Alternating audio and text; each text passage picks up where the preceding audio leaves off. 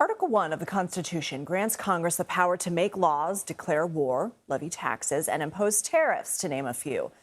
The judicial branch is tasked with interpreting laws. These two branches, along with the executive branch, make up the federal government. Much of the conversation around President Trump's second term has been about his attempts to expand his power through a series of executive actions that sidestep Congress. Here are recent comments from the two minority leaders in Congress. Senate Republicans continually fall in line behind Donald Trump, no matter how reckless, no matter how unconstitutional, no matter the potential cost of American lives. These people within the administration, the extremists, they don't seem to believe that Congress is a separate and co-equal branch of government. We are. In fact, the power to declare war is exclusively given to Congress in Article 1 of the United States Constitution. Each branch of the government was designed to limit the powers of the others through a system known as checks and balances. Last week, we saw the biggest check on President Trump when the Supreme Court ruled against his implementation of tariffs, a power, Chief Justice Roberts noted, that is given to Congress. In response to that decision, Republican Senator John Curtis of Utah wrote, quote, "Today's ruling affirms, despite all the noise of the moment, that the founder's system of checks and balances remains strong nearly 250 years later." Joining me now is Peter Shane. He's a professor with NYU with a special focus on the American presidency and separation of powers. So, Peter, thank you so much for being here. It's a pleasure to have you.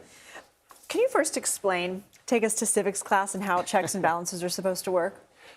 You actually did a pretty good job already. Pretty good.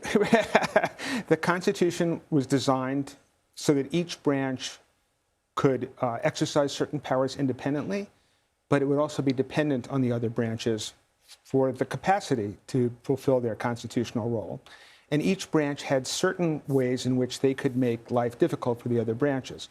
So the executive branch has power, but it depends on Congress for appropriations.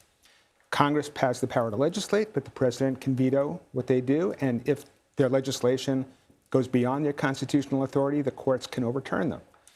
The courts also depend on Congress for appropriations, and they depend on the executive branch to execute their judgments. So you have a system where each branch has a certain range of autonomy, but also there's a certain interdependence. And the whole system works only if each branch understands it is not supposed to exercise its power to the absolute limit of what could be thought consistent with the broadest definitional understanding of the words in the Constitution. There has to be some mutual respect and what lawyers would call comity, not comedy, a kind of respect and acceptance of the other branches being able to perform their role as well. How would you characterize Friday's decision in the lens of what we're talking about? Friday's decision is extremely interesting because it was, in a sense, an easy case for the court. When I say that, and it may sound surprising because it took them a long time to decide it, but it was a pure question of law. The president did not say, I have constitutional authority to impose these tariffs. He was relying on a statute, this International Economic Emergency Powers Act. And he was relying on a phrase. Could the president regulate the importation of goods? Did that word regulate include the power to impose tariffs? This is a pure question of law. So the court was not asked to decide, was this a good policy? They weren't asked to decide whether President Trump had a genuine reason for creating an emergency. And what they did in that very conventional, straightforward way, 6 justices agreed that applying what first-year law students will tell you are the traditional principles of statutory construction, tariffs were not authorized by that phrase. What we don't know is how the way in which the court handled that question in the tariffs case will spill over into other situations. A law professor of mine once said, you never know what a case means until the next case is decided that relies on it. And in this case, the president has done a number of things, or is doing a number of things, that rely on very general statutory wording that could allow what he wants to do, but might not. And the question is, will the court be as vigilant in policing his reading of those statutes as they were when it came to tariffs?